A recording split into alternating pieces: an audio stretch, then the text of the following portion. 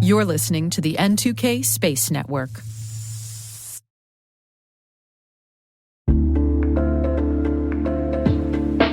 Hi, I'm Brandon Karpf, Executive Director of N2K Space. I want to share with you a word from our sponsor, the Italian Trade Agency. If you didn't know, Italy plays a critical role in the international space economy as one of the largest and most advanced aerospace manufacturing hubs. From satellite systems that connect the world to interplanetary missions that push the boundaries of exploration, Italy stands at the forefront of space advancement. JUICE, Euclid, Artemis, DART, and Webb, Italy's space industry had a significant part in each of these missions. Italy is now launching a new business acceleration program in the United States completely dedicated to aerospace with 6 groundbreaking new startups right in Houston. Tune in as ITA unveils the unparalleled innovation and excellence that brought Italy to be a top U.S. aerospace supplier. Visit itahouston.com/spaceitup23 to learn more. You can also visit space.n2k.com/ITA for a whole bunch of new information. And a sincere thanks to our friends at ITA for sponsoring this podcast.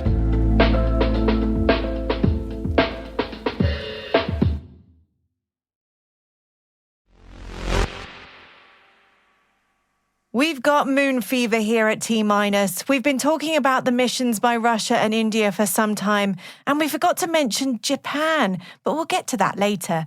And that excitement has been reflected across the world, but especially in India following the successful soft landing on the lunar South Pole. Indian Prime Minister Narendra Modi told members of BRICS at their summit in South Africa that it's a matter of pride and a pat on the back for Indian scientists. Headlines across the country have read, quote, "The moon is Indian. India goes where no nation's gone before, and India lights up the dark side of the moon." It's been hailed as the most significant Indian scientific achievement.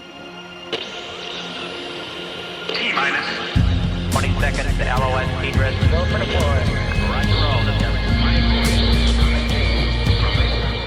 Today is August the 25th, 2023. I'm Alice Carruth. And I'm Brandon Karpf, and this is T-.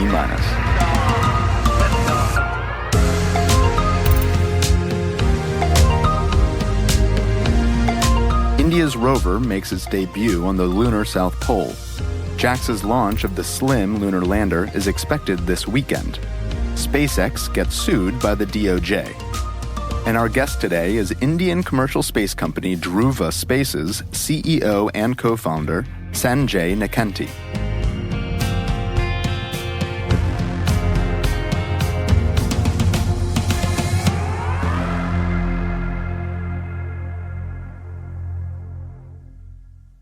On to today's intelligence briefing.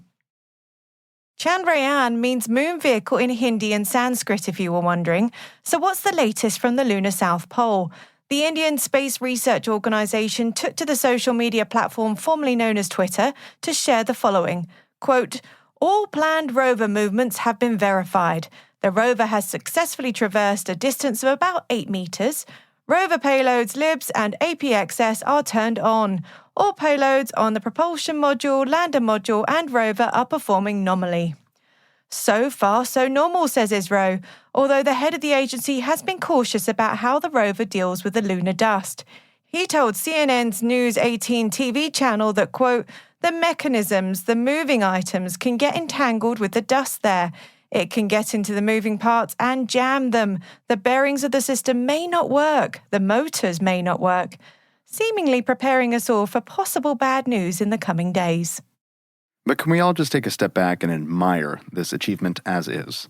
For a mission that has cost the country 6.15 billion rupees, which amounts to just about 75 million US dollars, this has been an incredible success. To give you some context on that amount, which I agree is still rather a large figure, it's less than the cost of a Hollywood movie about space exploration.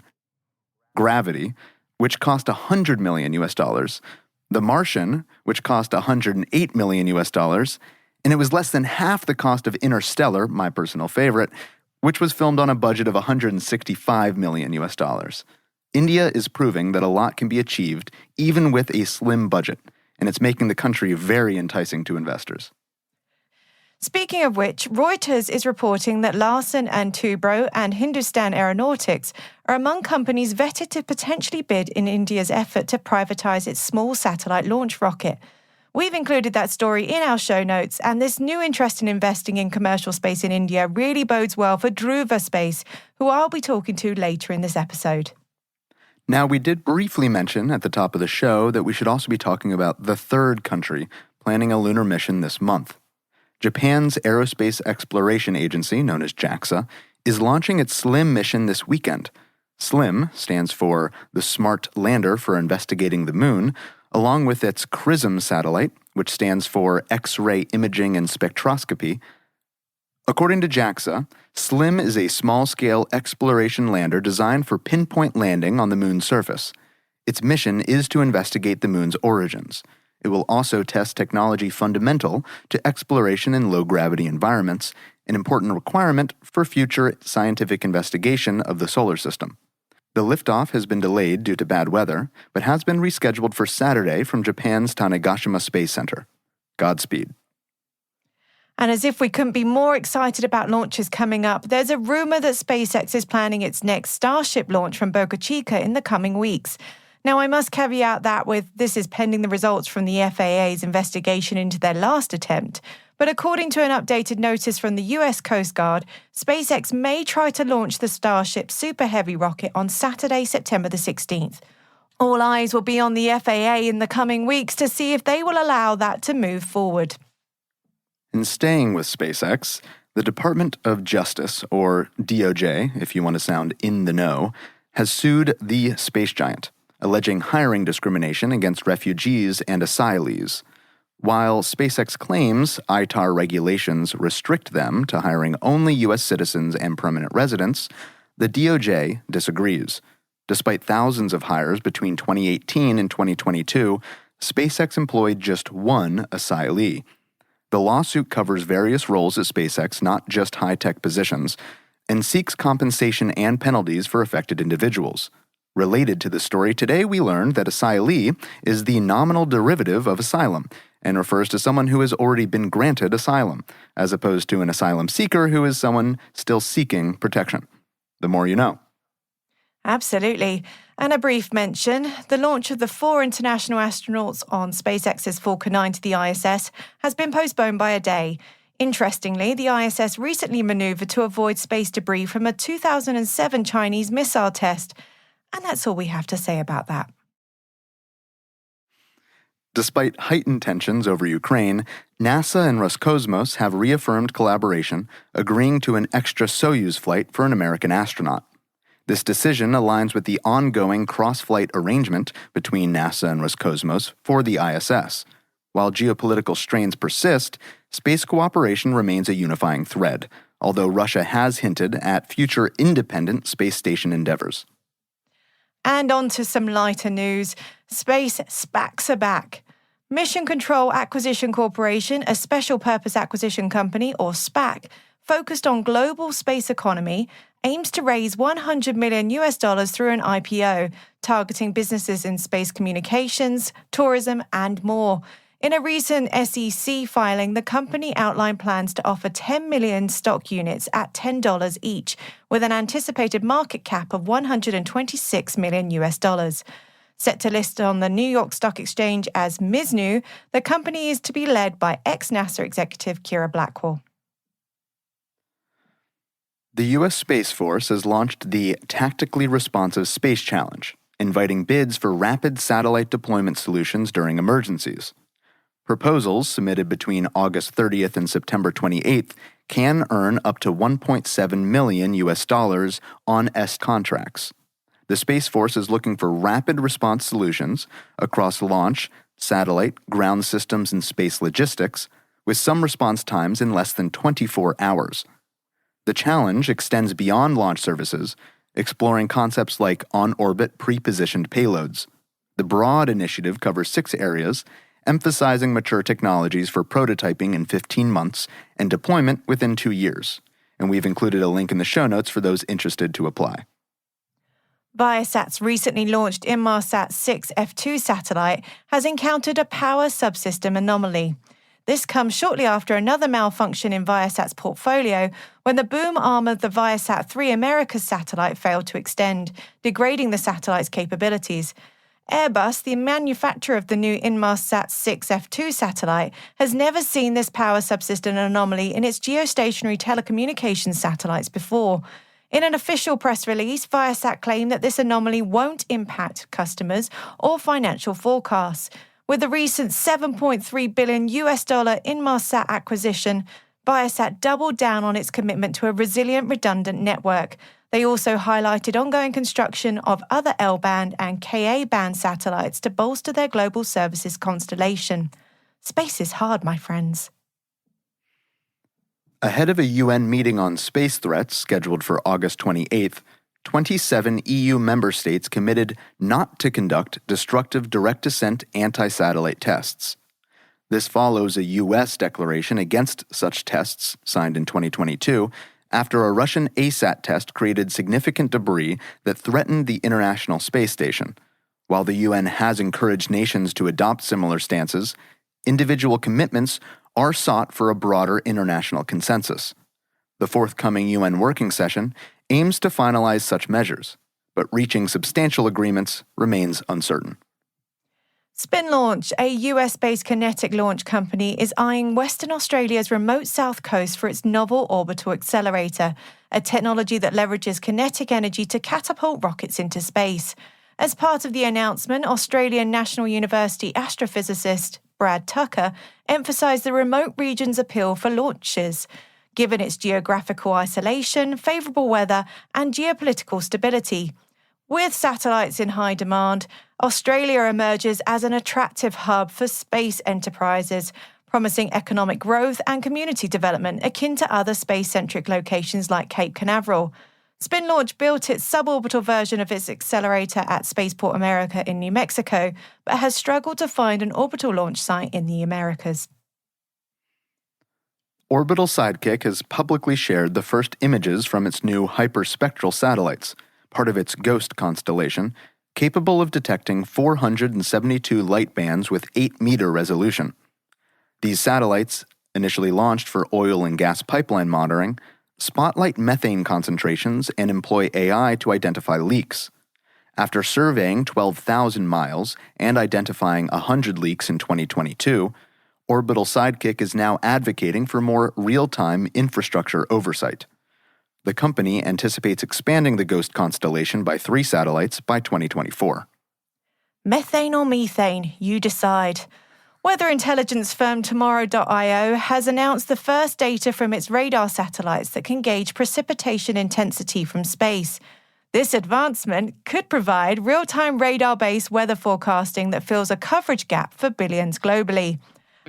As the race for space-based weather monitoring intensifies, with entities like Rocket Lab and NASA joining in, Tomorrow.io, backed by the Defense Department and NOAA, signifies a new era in satellite-enhanced weather prediction and Earth observation.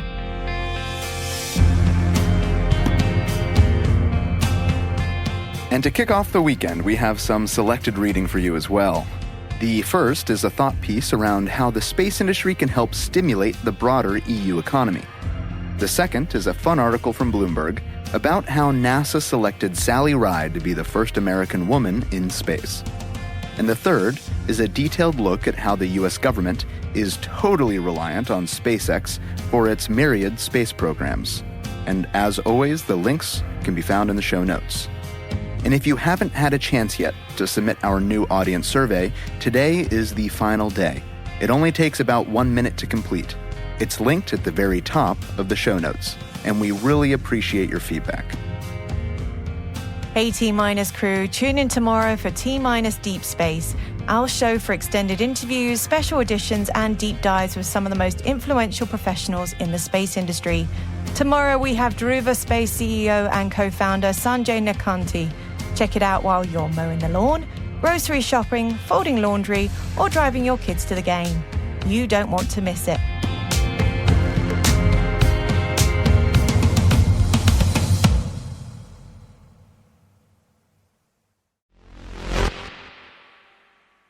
In a a week where India is dominating the headlines around the world after their historic landing on the lunar South Pole, we take a look at what the commercial space industry is doing in the country.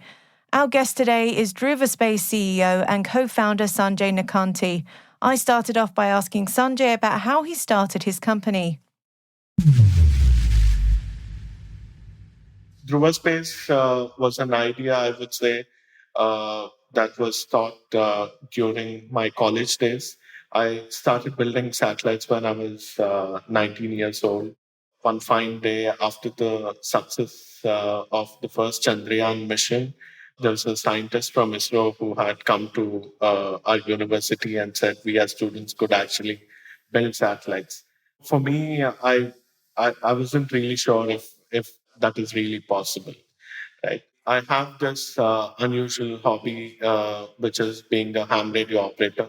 One of the early satellites that students were building were all based on amateur radio communications. So my university team requested, if I could be part of the satellite mission and be part of the whole program.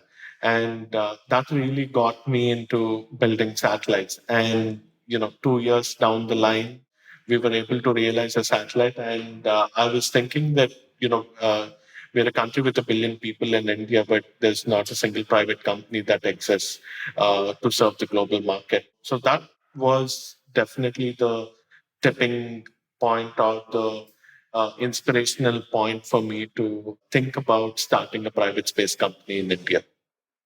So you just mentioned it, that it's new to India, this idea of private space. Can you talk us through how that kind of came about and how difficult it has been for you to sort of disrupt the market, so to speak?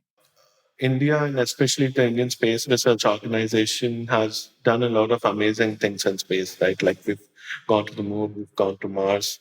We have one of the most reliable launch vehicle programs in the world. I think notable of them is we have flown more than 350 foreign satellites on the Indian launch vehicle. So over the last 30 to 40 years, the Indian Space Research Organization has nurtured an ecosystem of small and medium scale companies that have been building small components for the Indian space program.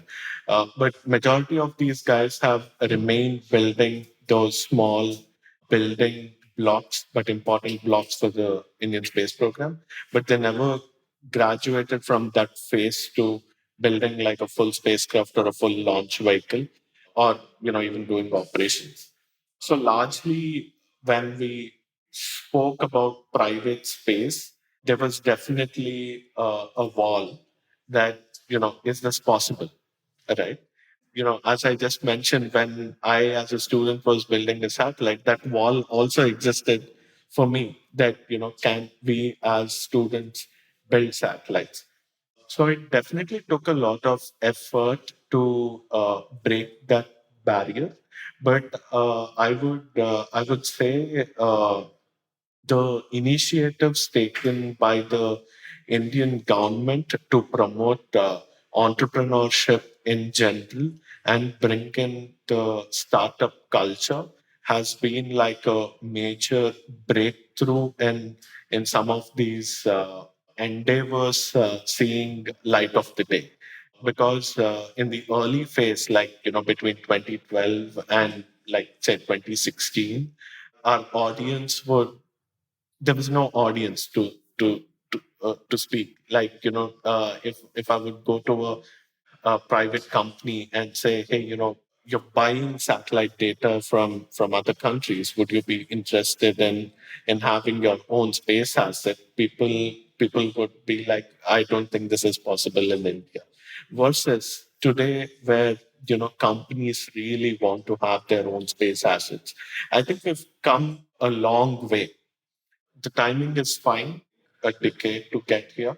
But to be very honest, I think the changes have happened only in the last couple of years, and the growth that is being seen, especially in India, has been exponential and not like slow growth. So it's fine. It's fun. So you have a MOU with the Indian National Space Promotion and Authorization Center, known as InSpace. How much is that private-public partnership important to Dhruva Space? See, in space is a new body that is trying to enable private space endeavors in India. They're acting as a bridge, not just between government and private companies, but also in a lot of cases trying to enable the companies to also get customers, not just within India, but also outside of India. So they have a huge responsibility to make this ecosystem grow and thrive. For us, I would say the support that they have extended since their formation is very close to my heart, I would say, because they have truly lived up to what they have been created for. They have helped us at every, on our every mission to space, right? Like we have gone to space less than 3 times in a year, and at every stage in space was instrumental in solving some of the hurdles that we had faced, whether it is in terms of coordinating with different agencies to get permissions, or it could be in the form of getting access to test facilities. In certain cases, also getting access to expertise from ISRO scientists. So you mentioned that you've been to space a couple of times. Can you talk us through the missions that Dhruva Space has already been part of? Sure. So our first mission happened on the 30th of June 2022. We tested a CubeSat separation system in this particular mission. For us, this was like our first mission to space. So we were all very nervous because all the components of this particular contraption were designed, developed, manufactured in India, and it had to perform. And yeah, it did its job. Its function was to, hold a dummy spacecraft and deploy it at a particular time. Because this was like a dummy spacecraft, we didn't launch it into space, but it was sticking out of the deployer, not creating like a debris. So then our next mission happened on the 26th of November 2022, where we used the same separation system to deploy two satellites called the Thibault 1 and 2. These two satellites are Dhruva's first two satellites, also India's first two privately built satellites authorized by the government of India. And we just completed close to 7,000 orbits, of these two satellites. And the beauty of the second mission is again the same, which is every component of the spacecraft has been designed, developed, manufactured in India, launched on the Indian launch vehicle using a separation system that is also built by us. So where I'm getting with this whole idea of doing everything by ourselves is that if we want to make space accessible to people, or if we want to make the ambitions of several organizations to have their missions in the orders of tens, hundreds, or thousands of satellites, we should be able to serve that market. And hence, we've been trying to build as many technologies as possible within the company. And we've been successful on the first and second mission. The third mission was slightly different. So this flew in April of 2023, where we tested two more variants of the separation systems, which can hold larger size satellites. One very interesting part about this mission is the deployers, or which are also called as the separation systems, were meant to hold payloads for extended durations. So meaning, if I want the same deployer to take a mission to a lunar orbit or a Martian orbit, this is like a small step for us that, we should be able to hold the satellites for a couple of days and then make the deployment happen. So we were able to test all these functionalities. So the last 1 year has been, super fun doing these 3 missions in a record time.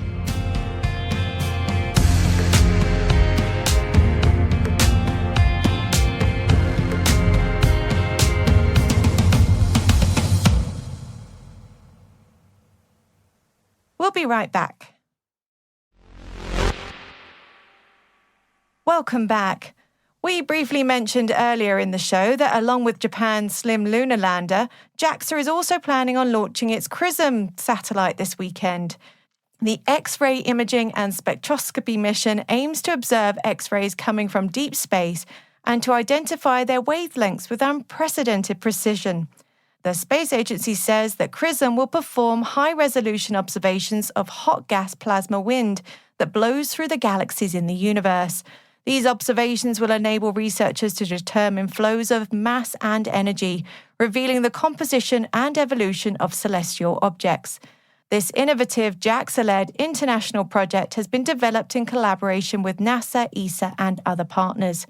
XRISM will carry forward the ambitions and successes of its predecessor, the Astro H, and will deliver the highly anticipated scientific results to the world.